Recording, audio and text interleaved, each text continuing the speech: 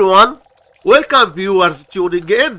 In this reaction video, we'll discuss adding and subtracting fractions clearly explained. Let's begin the journey. We have these two fractions, 3 over 6 and 2 over 5. And we want to add them.